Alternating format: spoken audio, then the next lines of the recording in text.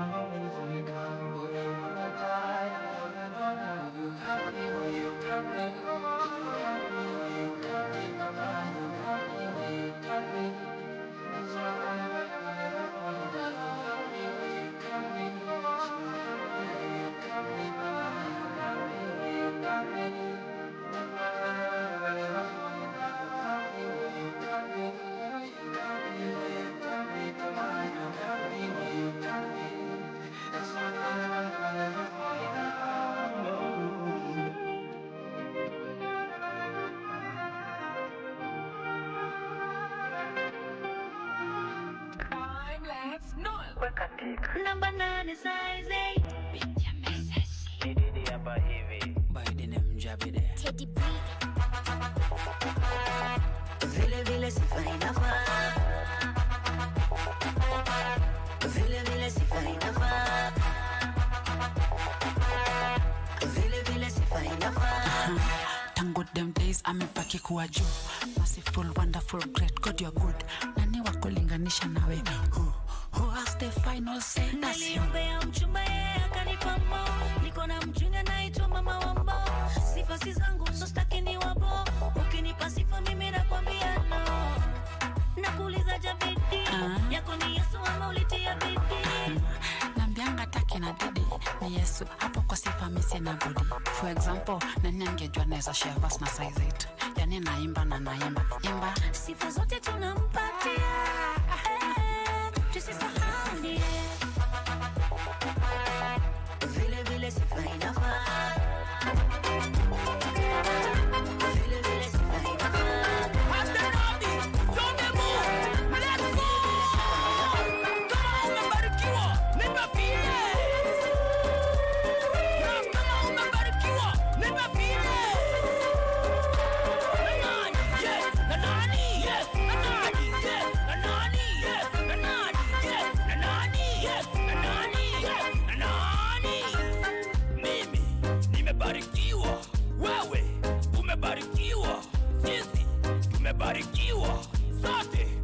umebarikiwa, nipe feeling ya kubarikiwa. Aje hivi, sema aje hivi. 1 2 3 go. Ay ay ay ay ay ay ay ay ay ay ay ay yo. Lo lo lo lo lo lo lo lo lo lo lo lo. Imbia mkozi sema vimbada. Dada mama pia na baba. Imbia mkozi sema vimbada. Wapi kara? Kama umebarikiwa nipe feeling. Na kama umebarikiwa nipe feeling.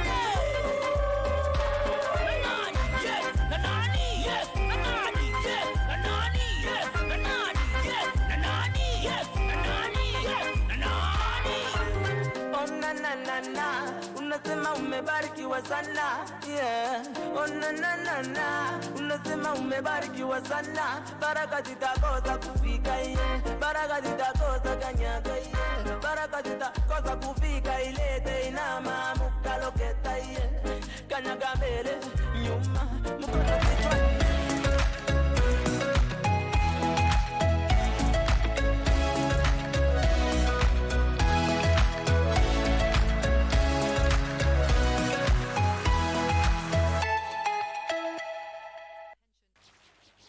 I believe that you are loving and enjoying the music and the show in general so far, because over here we are having a blast. As we promised, Thursday is the new Friday, and that is exactly what we are serving you. Now let's get into another interview right here on the show. As you can see, I have a book with me.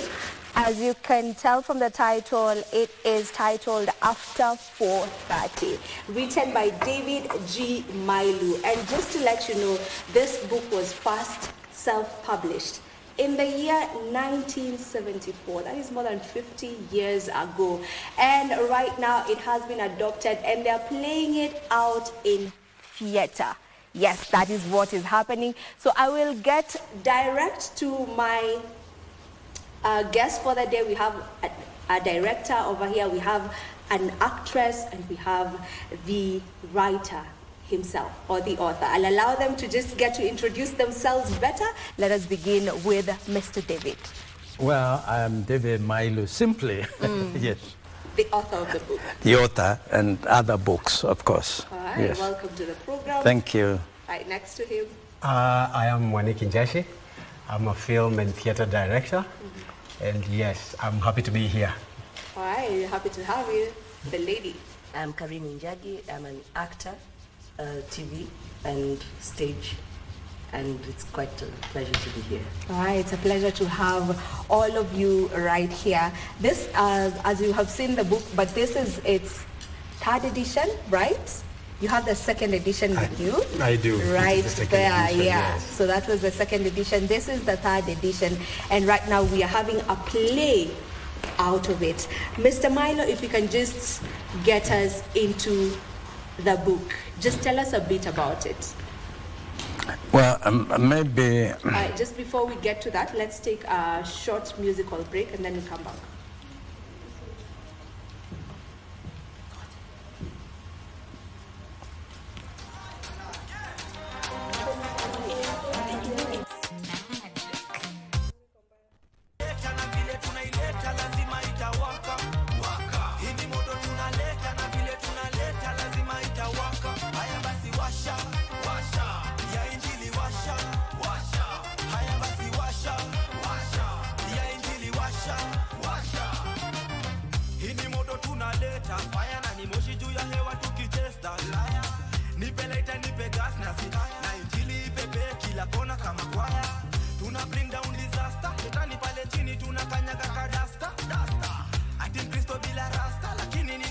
Generation ya mamasta.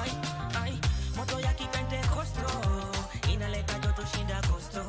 Ay, nani hai kwenye kosto, msalabani alipigwa hadi ngoto. Ay, na iwezi zima, kukubadilisha ni lazima. Inaleta blessings hadi bima, inatua wale vikoma mapima bila kupima. Hii ni moto tunaleta na vile tunaileta lazima itawaka. Hii ni moto tunaleta na vile tunaleta lazima itawaka. Haya basi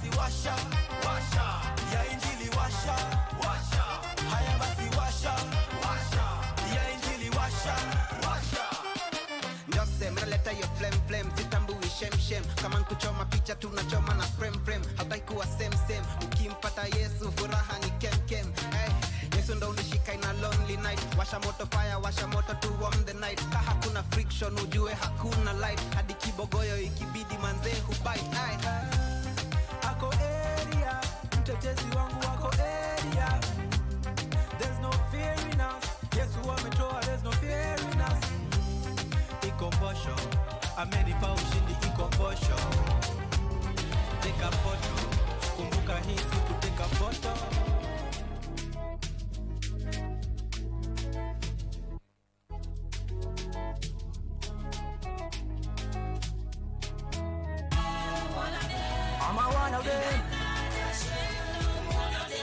I'm not ashamed of the gospel of Christ. Yo, we know man, what a mighty God, what a wonderful God that I serve. He has never been ashamed of me, and I will never be ashamed of him too. If I have to choose you, Jesus, I will still choose you. Million times, I'm a one of them, a son of the man. Me have nobody but himself. He has solved everything in a case. What a wonderful God that you are. I was chosen by you. I belong to you, Jesus.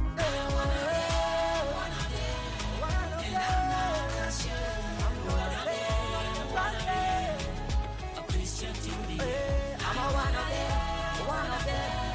of them. My Jesus. I'm a one of them. I will never let you down. I'm a one of them. And I belong to you.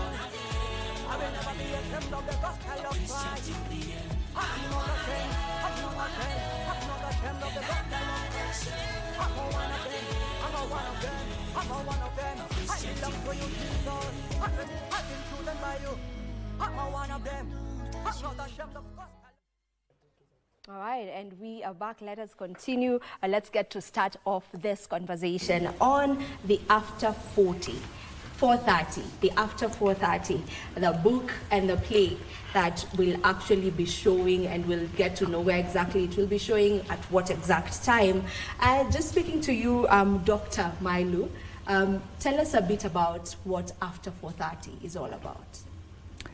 Well, After 4:30, let me say the name After 4:30 is based on the period of work during the time I wrote the book. Mm-hmm. We used to work until 4:30, and then that was the end of the office time. Mm-hmm. And then, but it did at a later stage change. And at that time, Saturdays were not working days. Mm. So when it changed when it changed to 5 o'clock, it included also working on Saturdays. Mm-hmm. And so basically, the title was based on that. And but the area of the subject matter was actually the lifestyle of people at that time, and what my own interpretations of what was going on, and human behavior, industrial, based on, it was very close to the time we got independence, and somehow, you know, living in the city, you could see differences, new young people coming to the city, being employed as secretaries by, you know, working for people trained in Oxford, and so I was trying to address that issue, mm-hmm. But it's very difficult to pin it on one particular thing. But this is actually the psychological behavior of people, and trying to find their roots. Yeah. Yeah. All right. Yeah. How was it like for you as the director now getting to work on this? You know, it's a classic, right? So just how different is it from every other play that maybe you have gotten to work on? Oh, that's a big one. Now, first I might say that when I read it first, mm-hmm. I was in school, I was in secondary school, mm-hmm. and I read it hiding because it had a sort of reputation, mm-hmm. and so you did not want people to see you reading after 4:30. Mm-hmm. And when now I read it again with the intention of putting it on stage, yeah. I was blown away. Mm-hmm. First and foremost because what Milo had done is he had lifted the veil of the society in 1974. He had said what people were not willing to say at that particular time. And also what was considered to be, for lack of a better word, pornographic. Now when you read it in today's time, it is very mild. But the other thing that I want to add about what it is about is that not only did it lift the veil on Kenyan society, Nairobi society at that particular time, because he also goes into the rural and how people live and everything, but it is also beautifully written. There is, I believe a book is not just a book, it's not just a story, it's also how it is told. There is poetry in it, there is word usage that I find very uplifting. I mean, I think to me, he wrote like us, like Shakespeare, if you get what I'm saying. Because there's some sections, and maybe I'll read for you one or two before the end of the program, and you can see that the language is beautiful and sweet. And so it was quite daunting to actually first read it and then see all the things that I missed as a young boy, and then to figure out how to tell such a huge story in 1.5 hours. And that was very difficult to decide what to keep in, what to take out, and I hope that Dr. Milo will forgive me for what I leave out. But I believe that we have a really good play that not only will resonate to the people who are alive in 1974, but with even the Kenyan public at this time. Not actually the Kenyan public, with the world at this time. Yeah. So were you working hand in hand with Dr. Milo on it, or you just do your thing and then he comes to see what you guys have? Well, we have not been working together on this one. Okay. So he is, I hear, very excited and maybe fearful of what he's going to see. But as a director, I've been given the freedom to interpret the work. And I must say that it's an honor and a privilege to do this. All right. Yes. Karimi, you also mentioned off air that you got to read this book in high school as well, Form 2, I guess, also. Actually, I was in third form. I was in Form 3. Yeah. And first, I really need to apologize to the gods and goddesses of books. Because there's something we used to do in high school.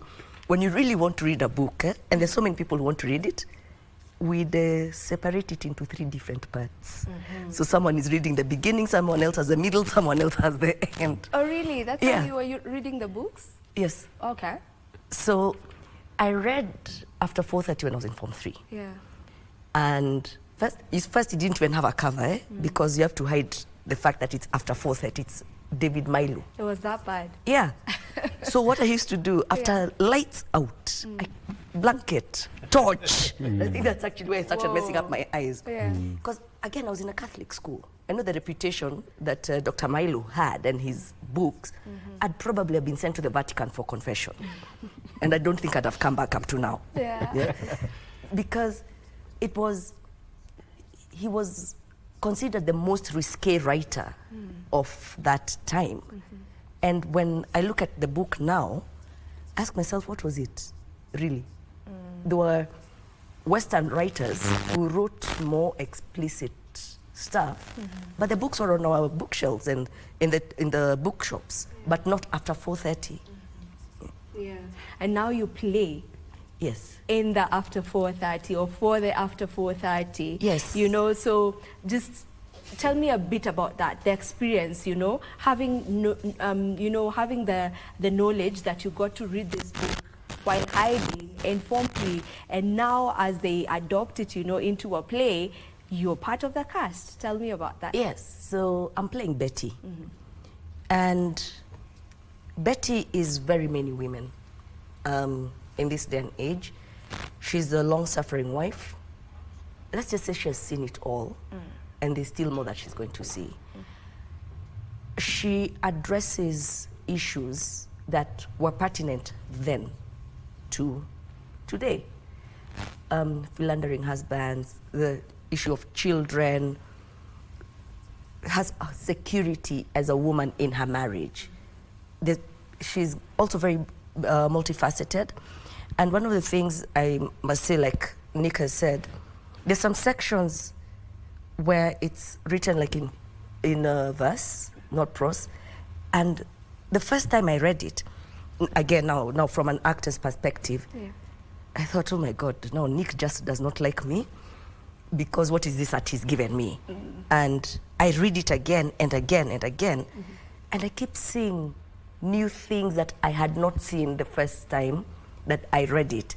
So this just helped me see how big of a character Betty actually is, and also all the other characters. It's not one dimension. There are very many ways in which you can play these different characters. Okay. Dr. Milo, clearly this book was like a taboo back then, you know? So I just would love to get into your mind, you know, during those times, you know, back in the year 1974, just how was that like for you, knowing that, okay, my book is really not,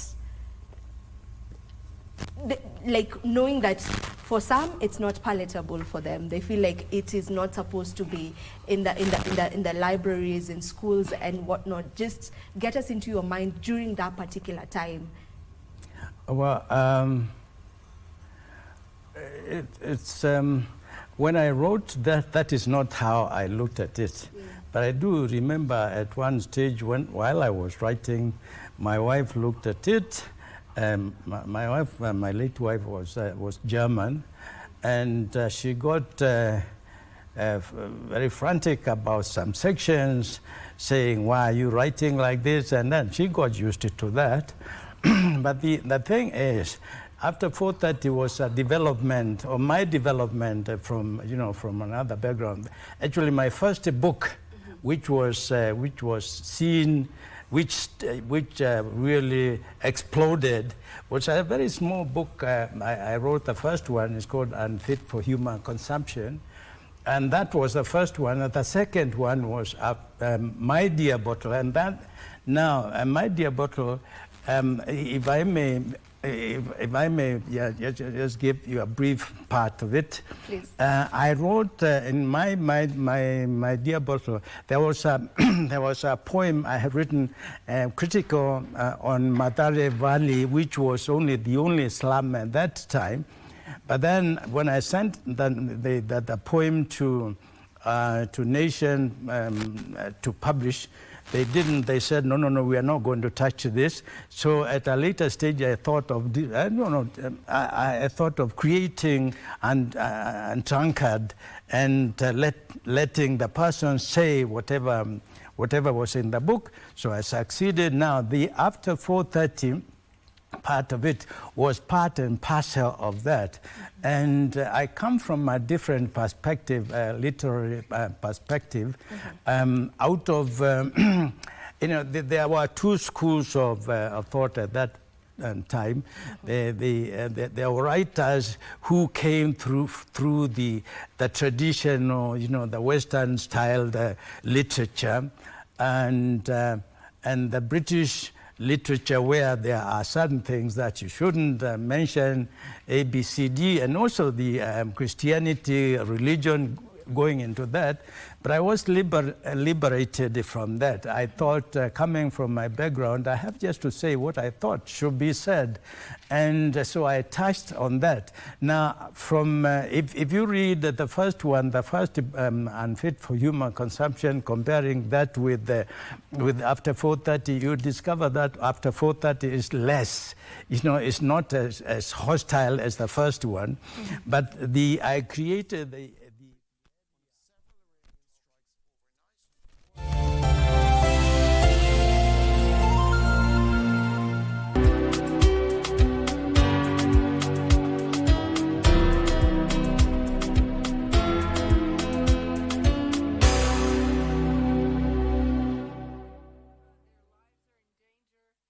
Looking to advertise on KBC? KBC announcement services are now available on eCitizen. Visit kbc.ecitizen.go.ke and fill out the online application form. It's simple. 1. Complete the form. 2. Upload required documents. 3. Receive a quotation based on word count. And 4. Get notified via SMS when your announcement is ready. Please note, clearly indicate the type of announcement, service station, and all relevant details. 2. All applications must be made online only. Manual submissions will not be accepted. And 3. Announcements will air after news bulletins. For assistance, reach us on email ecitizen@kbc.co.ke or use our social media handles, Facebook, your Facebook account, and X at your X account. Or you can call us on 0723 892 654 or 0734 780 124. KBC announcements. Simple, fast, and digital. He told me to come. Anything new? He did. Because he didn't tell me you'll be visiting, and unfortunately he's not in at the moment. Nilishapata mtu mwingine. Alafu nimechukua nguo zako, so usirudi. Hata Mungu anajua utapatia. Really? No, it's okay. Let him speak his mind. This day cannot get any worse. Sijeni unakaa umenishiba. They say the art without art would just be, get it? We circumnavigate the globe and traverse the local scene to bring you art and culture at their very best. From fine art, culinary art, performing arts, and even cultural events, you name it, and we have got you covered. My name is Kevin Kasioki, and I will be serving you this and much, much more each and every Friday at 8 p.m. only on KBC Channel 1.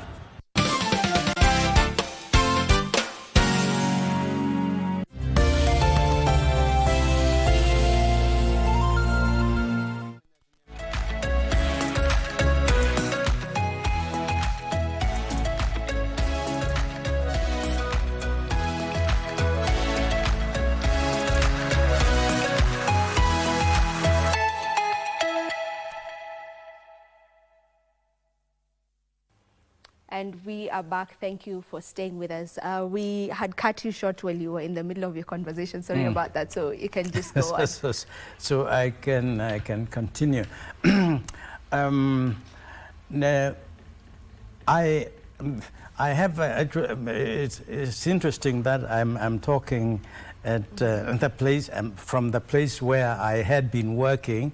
I had actually resigned from KBC, and then I went to writing that book, but the idea behind it was actually to address the modern the world as it looked at that time, and because I was talking about my background, what I had actually studied, and what my own personal research about people. I was interested in the behavior and the common behavior of people, rather than not that psychologically or the pretentious presentation of people that we are like this and that and when we are not.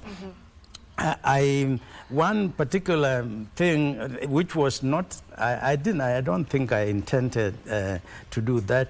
The book, After 4:30, it's the only book I wrote that in a family you find 3 copies. There is the copy being read by the husband. When he's reading, he doesn't want his wife to read because there are certain parts he thinks that she shouldn't know. And when she's also reading, there are parts that she didn't want the husband to do, and the children, So each group has a copy of that. So I addressed the problem, the social problem within that. That was my interest, rather than talking about presenting an academic high class kind of work. But I was just interested. I addressed what was going on at that particular time. All right. Yeah. Okay. Now, Moniki, how much have you taken from the book and how much have you not taken from the book? That is, just how different is the play, compared to the original script of the book? Actually, we have remained true to the writing. So what basically I've done is make a narrative arc of the stories that he's telling, and from the characters that he created in After 4:30. Yeah. So, but we decided that we are not going to adopt it to something else or anything else, that we're going to remain true and to keep the integrity of the work. I think it's very, very important to do that, because when you read Shakespeare, it is Shakespeare, isn't it? So for me, I thought this is Milo, so I should give his writing, his creativity, the same respect that I would give Shakespeare. Yeah. And so what we have done is kept very true to the text. We are just as bold as he was. Yeah. We are not afraid to say the things that Milo said. It's only that this time they are going to say it live on stage. Because in essence, what the book is, it's a snapshot of truth. It talks about human relationships. And what was happening then is still happening now.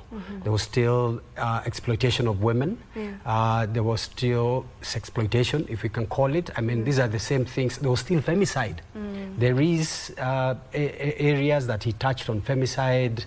There are areas he touched on what women are forced to go through to get a job. You know, all those things. And they haven't changed. And it's 51 years later. And that was like, for me, was a revelation. I think as a society, we are not changing. But he had the guts to speak truth. And when he spoke truth, yes, he was vilified. People thought that his book was scandalous and everything like that. And I think that this time we need to write the skills. We need to put Milo where he should be, where this book should be. I believe it's not as scandalous as it was perceived to be. And I believe that the characters that he created are so true to life. Like she was saying, every time you read it, there are more and more layers that you're going through. And the other thing that shocked me is that Dr. Milo was so sensitive to gender in 1974. And he spoke for women in a way that I don't know what kind of insight he had, because when you read it, and I hope you do, you will find quite a bit of it in this book, that the point of view of the woman is, and this is asking my wife, asking other people who have read it, there's even a woman who said she was surprised that this book was actually written by a man. So for me, it's a classic that has been waiting to happen, and I'm hoping that this is exactly what's going to happen, that when we show it on stage, when we bring it on live, that people will have a change, not only of thinking or about his book, but also look at our society critically. And also for the new generation of writers, for them not to be afraid to speak truth. Yes. And I want to pick up from that. Now, Karemi, you know, with what he's just said, like, society seems to not have changed one bit when it comes to matters women, you know, the challenges that women go through, the way that women are perceived in maybe some other areas and whatnot. Just what part of your character, the character Betty, do you mostly relate to? Well, I've not been married. But I guess it would be the frustration of being in a relationship where half the time it's like you're at cross purposes with your partner, because the communication breakdown, and you do not know what they're up to, what is going on with them, because they're not communicating with you. And you start imagining your own things, but sometimes you're not actually imagining. It's actually what is going on. But you want to pretend that it's not. But you relate to it. There are those things, but also, again, I've also seen women in Betty's circumstances. May not be you, but yes, they could be relatives, could be friends, women who know exactly what their husband is up to. but they cannot leave because he controls all the finances, or he's an emotional crutch for them. You know that thing of, sasa naenda wapi na watoto watabakia na nani? Yeah. Like really, then you don't realize that you're causing more damage to your children. Or they say, no, I'll just stay until the children are 18. It's the children who are keeping me here. Really? Is it really the children? Or is it because the women can think that they cannot be on their own and still make it in life? Yeah, I've seen very many women like that. Again, where a woman is battered left, right, and center, but she keeps going back. She keeps going back. Why? So you can imagine now, this is in the 70s, and we're still addressing the same issues now. Today, half a century later.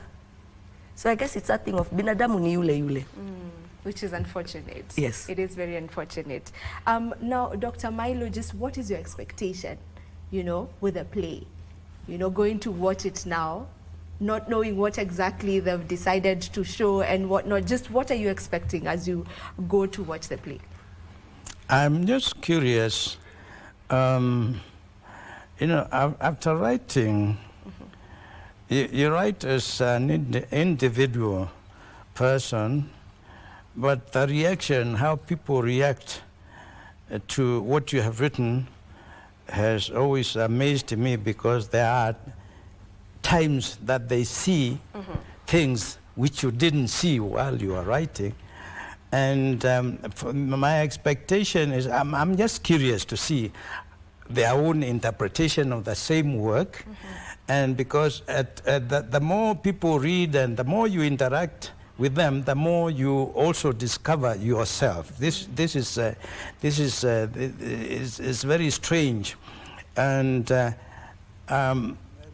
it will also make me try to understand myself much better.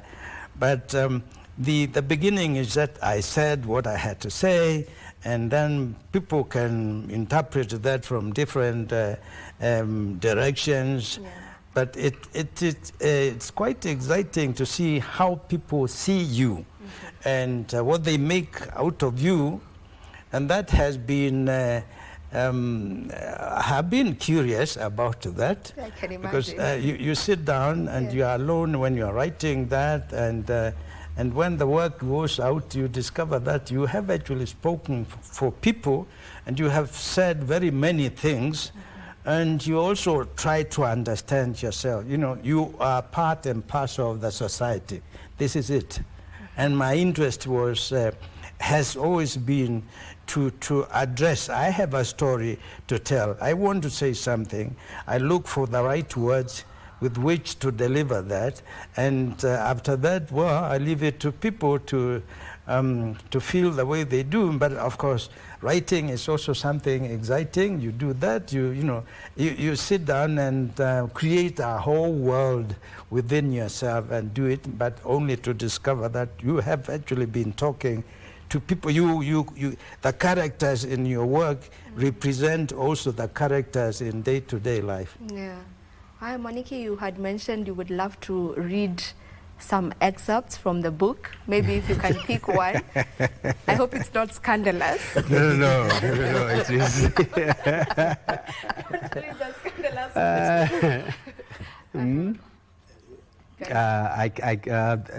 I found this quite interesting, because I found it quite poetic. It's in verse. I waited for him with many thoughts, ready for everything, since survival is a thing through many fires. I listened to the clock ticking time away as the storm of life carried me to nowhere I knew. I was held by suspense of the wish to live to see the next day. For 6 months that he had lied to me, he had a way of carrying my hope forward, and I followed him, hoping he'd turn to face me and tell me what I wanted to hear, that I was a human being. I find that so beautiful. I mean, it's written from the heart, I believe. It's deep, you know. There's so many words that he has put together that mean so much. I have not been aware of that. Now I get when you say, you know, that you just read through it and you realize that it's been written so beautifully. Yes. You know, there's a way you had said it, like you just get to read it and you realize that the writer was up to something while writing it, you know? Absolutely, absolutely. It's not just the story, it's actually also the way that it is told. It's like a presentation. You can make a meal and then when you put it down there, it doesn't look good. It might taste good, but when you arrange it nicely and present it, then it looks even more delicious, isn't it? And so that's how I find his writing. All right, and of course the casts, when it comes to plays, the cast actually are the people who bring these things to life. So I'd love to know, I don't know if you were part of picking the cast members, just what went into picking the right cast members for this play? Okay, without letting out the secrets of the trade. Anyway. You can tell us, you won't shout about it.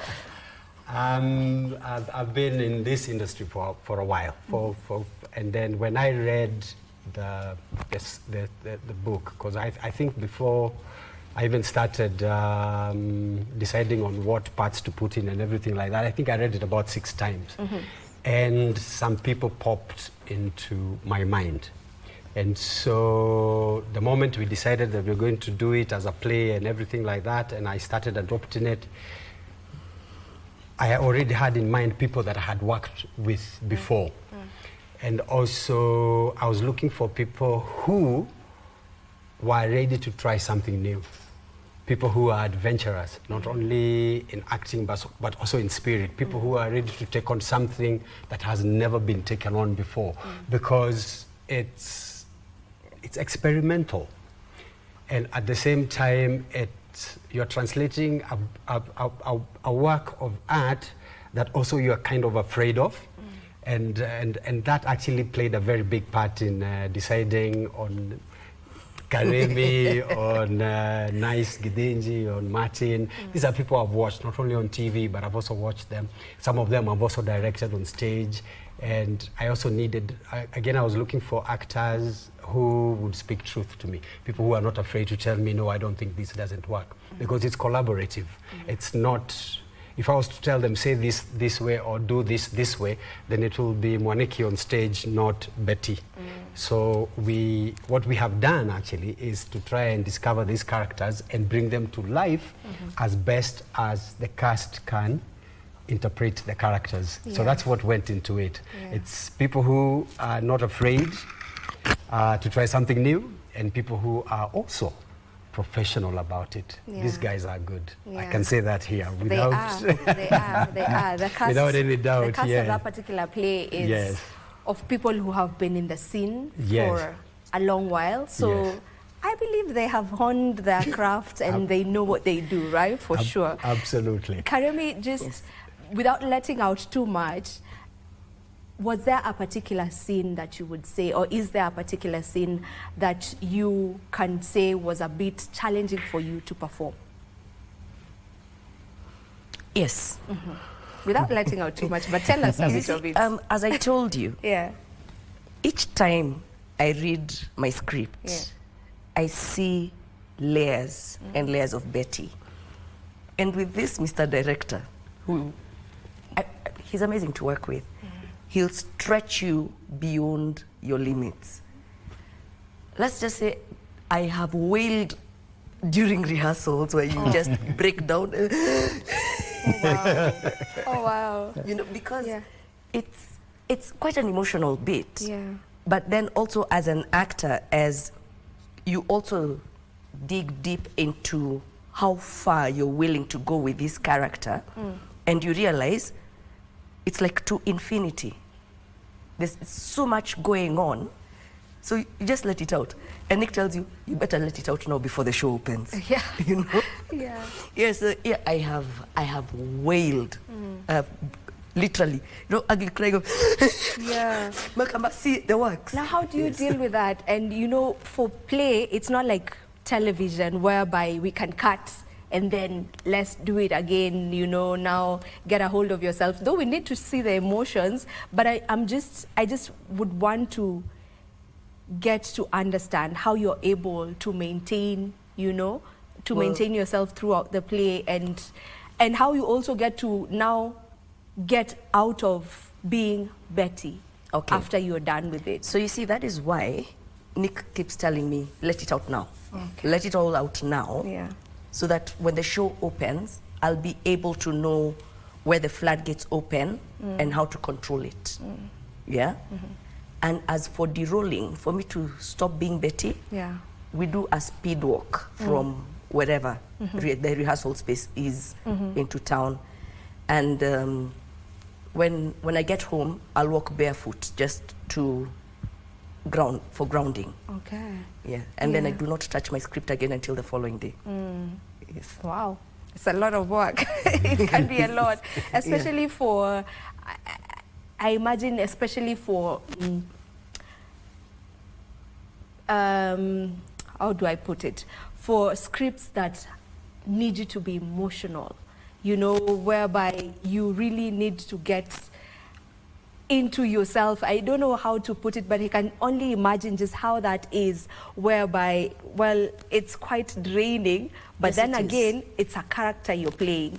And when you're playing a character, you get to feel them, you get to be them. But then again, there's your life as you. Now you need to deroll from that and just, I think therapy is needed, no? That'd cold white card. No, I just didn't say it. Well,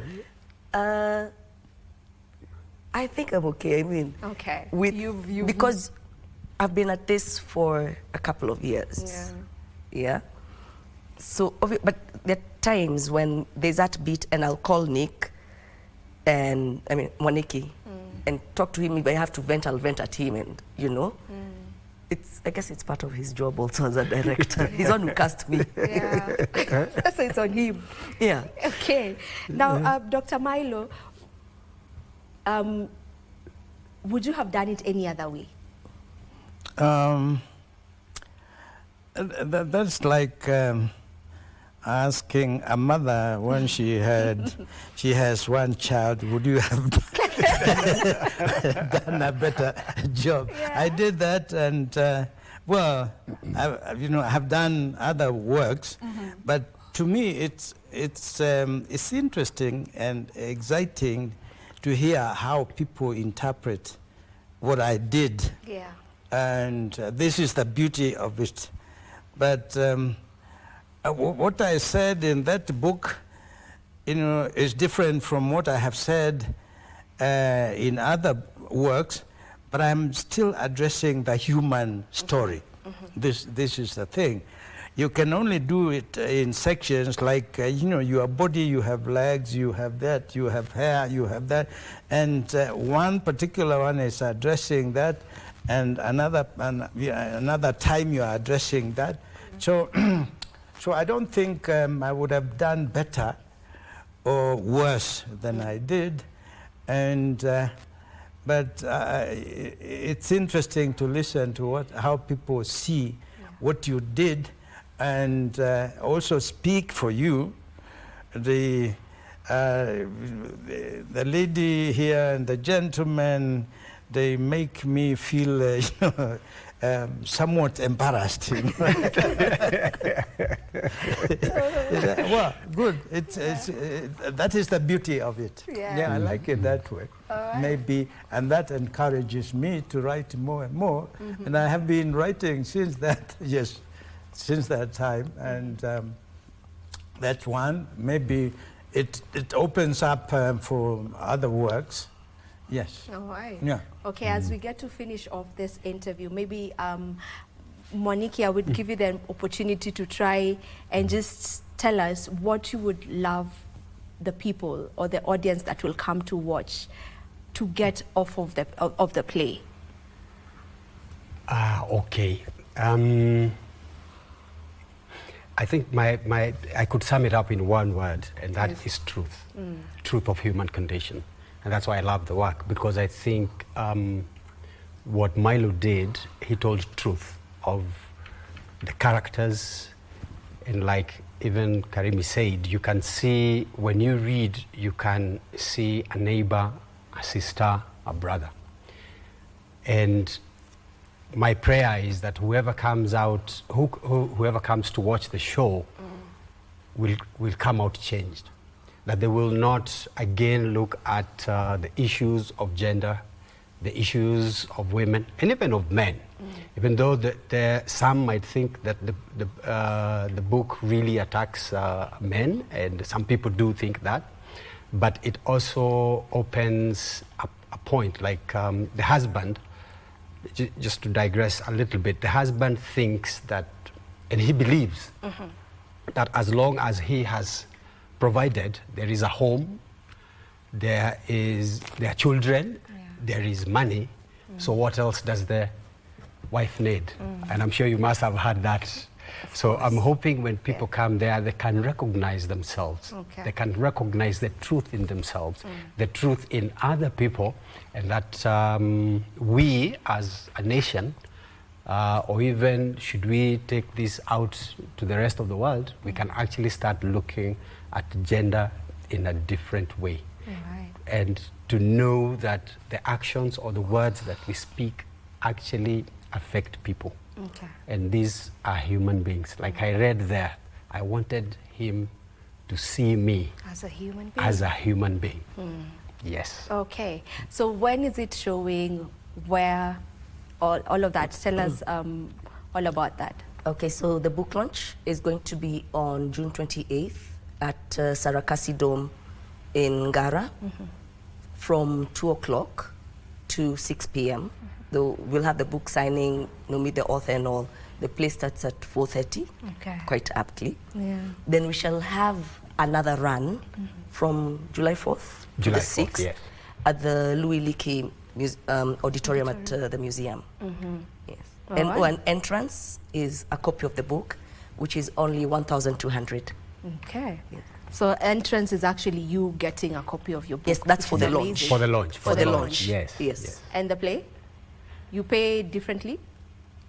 Yes, that will be differently. That will be for ticket sales. Yes. But for the launch, your entrance into the Sarakasi Dome on the 28th is a copy of the book. All right, and this is the copy of the book. That is after 4:30. As you've heard from them, it's quite a story. You know, it's something that you would want to go and get to watch it, you know, because there's reading, yes, and then you also get to now see it being played out live. That should be amazing. So you should plan yourself and get to go and watch it at the Sarakasi Dome. Thank you so very much, gentlemen and lady, for joining me for this conversation. And I hope to come for the play, and I guess I'll see you there. Thank you so much. Thank you. Thank you for having us. All right, this is where we end this particular conversation, but Entertainment Thursday gets to continue. Cosmic the DJ will be on the decks, just ensuring that we have our dancing shoes on. Don't go too far.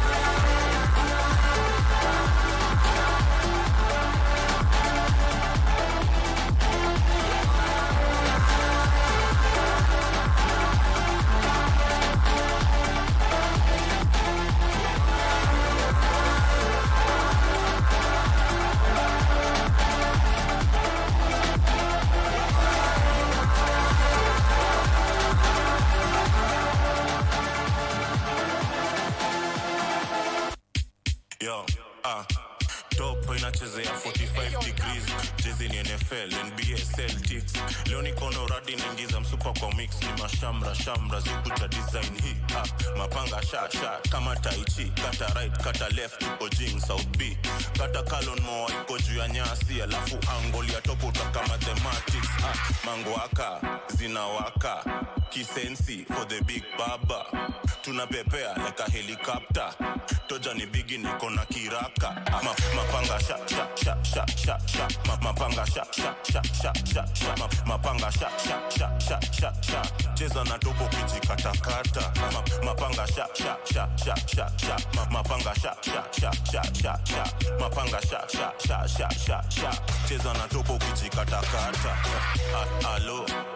Alo, leo ni Tuesday, tunaonyeshwa nyonyo.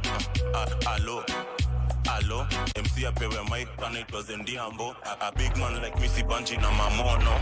Alikuwa scammer, right now is no more. Mayuto pende mboka topunanga shoti. Ikamita 30 kabla ukuze 40. For that, please.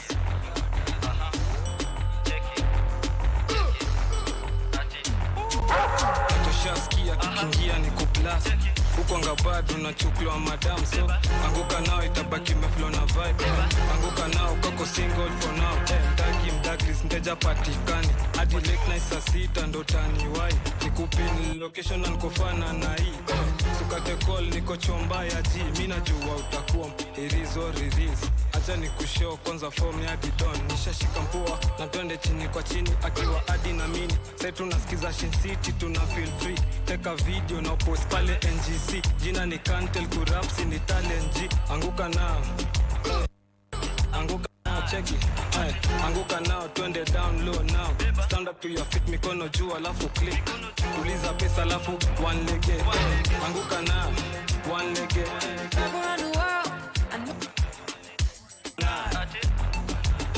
anguka nayo anguka nayo kama uko na new cut anguka nayo kona pati na magwash anguka nayo round 2 kwa hii bash anguka nayo ati anguka nayo ati anguka nayo anguka nayo ati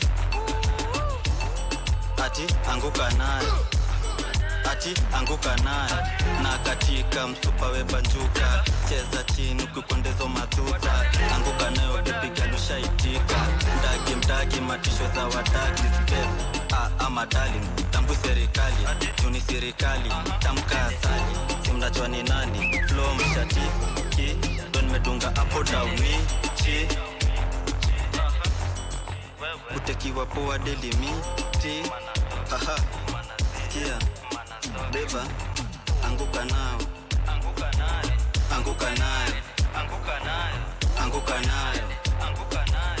anguka nayo ati anguka nayo mtupa me feel relaxed anguka nayo kama uko na new catch anguka nayo kama unapati na magwash produce Okay, Entertainment Thursday it is. Remember, we get to do this each and every Thursday morning right here on Good Morning Kenya, KBC. So you can tell a neighbor to tell another to tell a friend that we are always on here every single morning, and you do not want to miss, because we always have good vibes, good energy right here, and that is exactly what you need to start off your day. This is where we call it a wrap. Thank you so much to each and every one of you who has been with us since we began at exactly 6:30 a.m. till this moment. We say thank you, and on behalf of everyone that has got to make this show a success, we want to wish you a lovely day. Do enjoy the rest of your viewing. Remember, my DJ today was none other than Cosmic the DJ. You can find him across all social media platforms as Cosmic the DJ. My name is Vivian Dagwa. Do enjoy the rest of your viewing. Goodbye.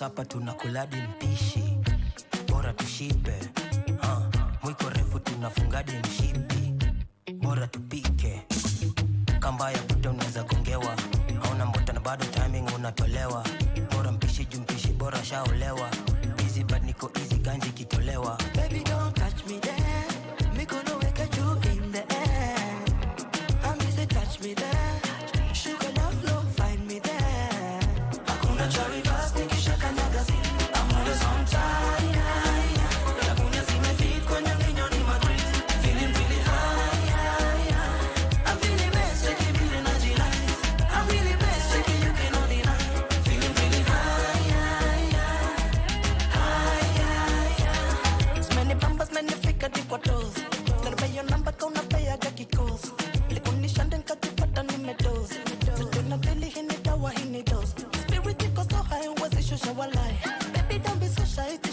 wanadai.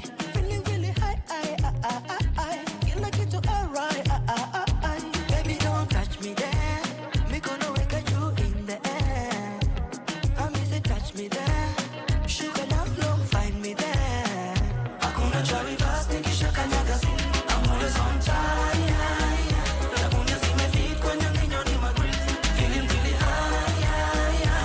I'm feeling best, check it in a G nice. I'm really best, check it, you cannot deny. Feeling really high. Anadai kumedi, bas mi no medicine. Na doba zangu kwa keni therapy. Mzimbiti, na kutibu from within. A win is a win, nikisha kanyaga sin. Mohana nice and lovely, sweet and sexy. Girl, won't you catch a wine for me? Take me back to December, okay, police are kipenga, imechi wendo referee. Ashifula,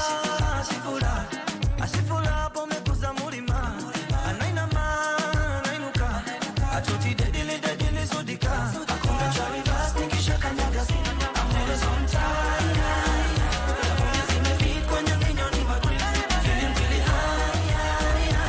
I'm feeling best, check it in a G nice. I'm really best, check it, you cannot deny. Feeling really high.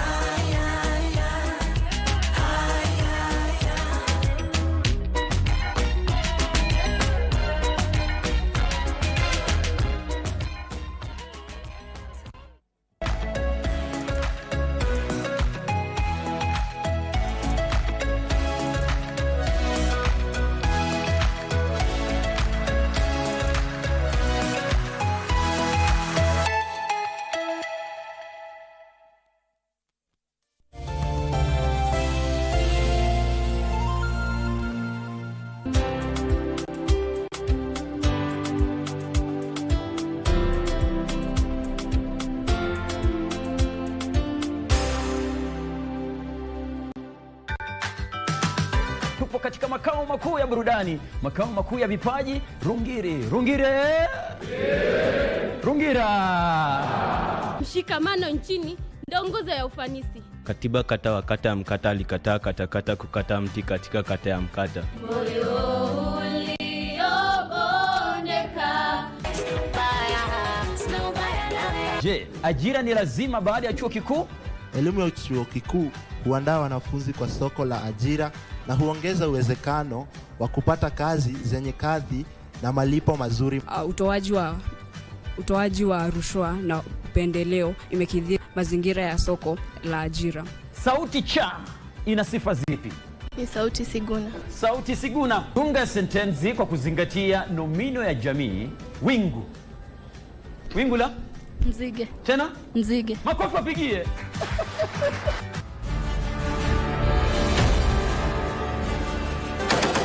The men and women in boats, they are commanded to defend and protect the sovereignty and territorial integrity of the Republic of Kenya. Their bravery knows no limits. Make a man go through the wall without breaking the wall. Laziness, it is not in our vocabulary. But what are their stories, their tales? Military Tales, every Saturday at 9 p.m. with Ben Troy and Joey.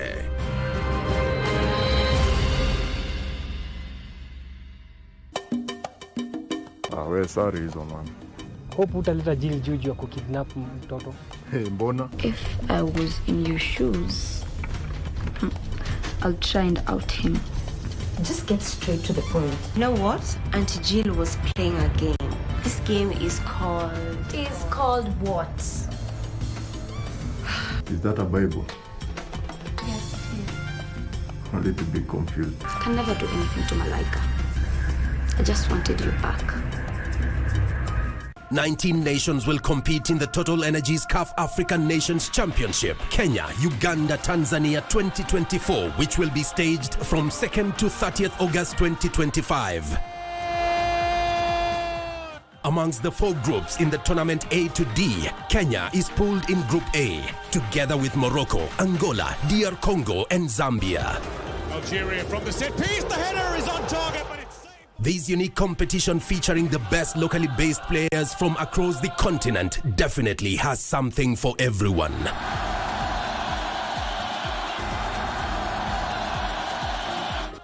Just bring your A game as you let it flow live and exclusive on KBC Channel 1, your true sports partner.